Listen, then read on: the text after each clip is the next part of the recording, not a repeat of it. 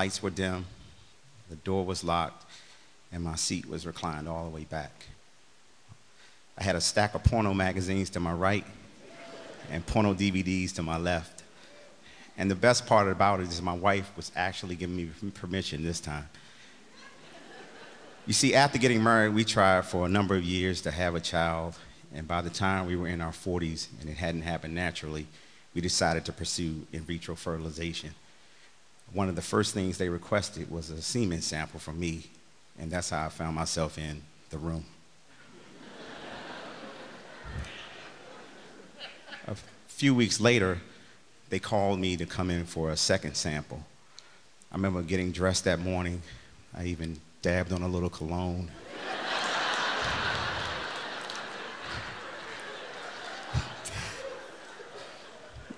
Put on some sweats. And when I got there, they gave me a sign that said, "Do not enter," and told me to put it outside the door. But when I went in the room, it was different this time. There were no porno magazines or no DVDs, no recliner. It was a sink, a urinal, and a toilet. It was a restroom. Now, I'd worked under these conditions before.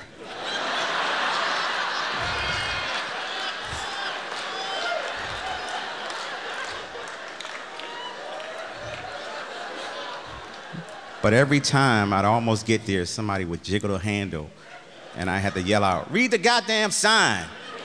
and start all over again. A few more weeks go by, and they called me up for a third sample. This time they said, just do it at home and get it in within 2 hours. So my wife sent me down the basement, because apparently that's where we collect semen samples at my house.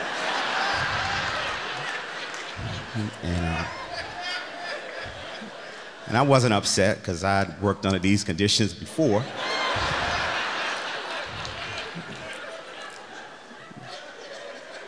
But I couldn't help think about all those kids I probably left in those balled up napkins beside my bed when I was 13 and 25. Okay, and 40. I started to share my seminal challenges with probably more people than I should have. One of them being my physical therapist at the time. She insisted that I meet her Uncle Jesse. Now, Uncle Jesse was from Jamaica. He had a rack of kids, lived in the US, and he made porno movies starring himself. He said that I needed to drink Irish mosh. Now, Irish mosh was an algae seaweed that he blended into a smoothie beverage and sold for $10 a bottle, 2 for $15.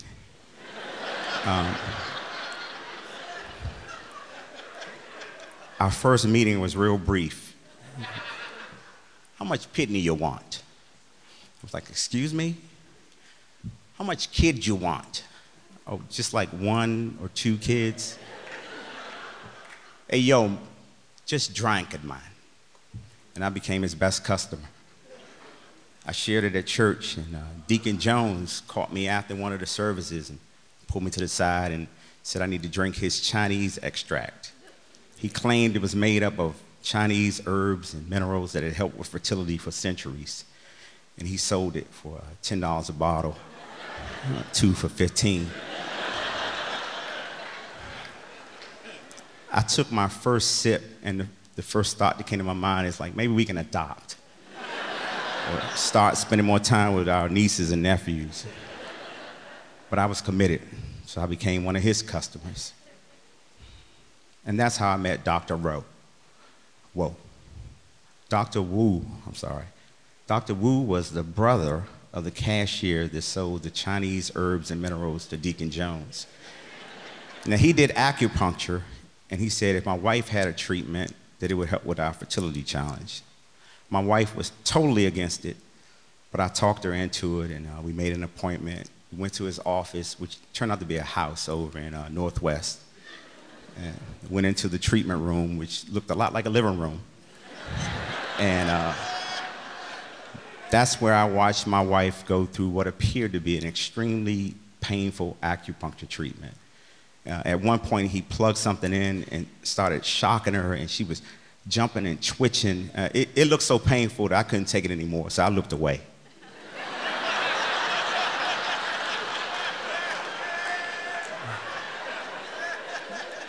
And that's when I noticed there was no degree on the wall. You know, not even like a certificate.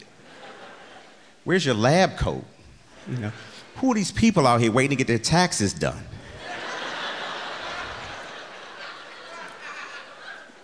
So I'm feeling guilty, so to console her, I leaned in and I grabbed her hand and I whispered to her, I love you.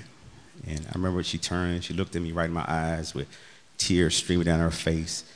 And she said, I'm gonna fuck you up.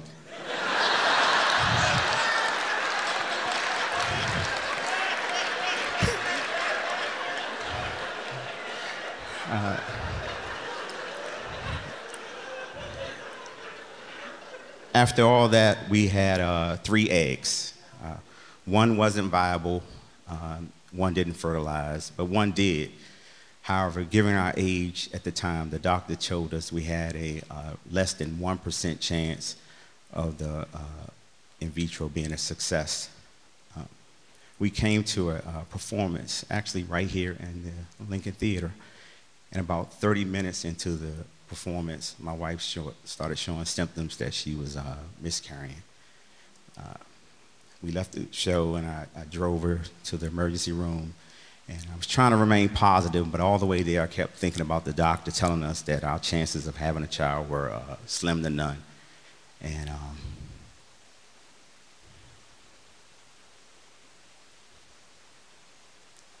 I remember what Sergeant Rowe told me. Sergeant Rowe was a bodybuilder. She was a physical fitness instructor for the police department. She was like 5 feet tall, and she always stood at parade rest when she talked. She had told me, you need to get sticky tea for your wife. I'm like, what the hell is sticky tea?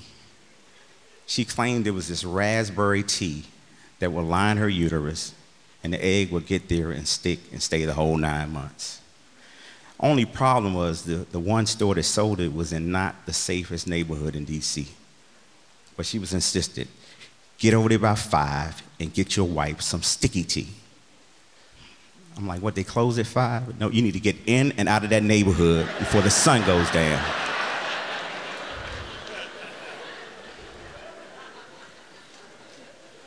So I went and got a box of sticky tea. They sold it $10 a box, 2 for $20. Apparently they weren't going for that 2 for $15 shit in that neighborhood.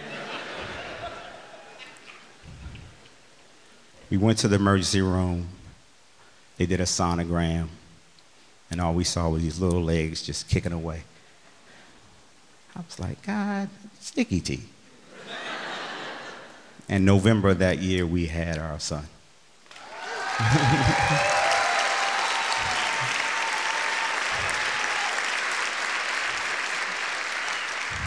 A few years later, we decided to try in vitro again, but we had exceeded the age limit. So to cheer ourselves up, we went to a comedy show in Philly and saw 5 of the most hilarious comedians ever, and then went back to the hotel and had that bomb hotel sex. 9 months later, we had my daughter.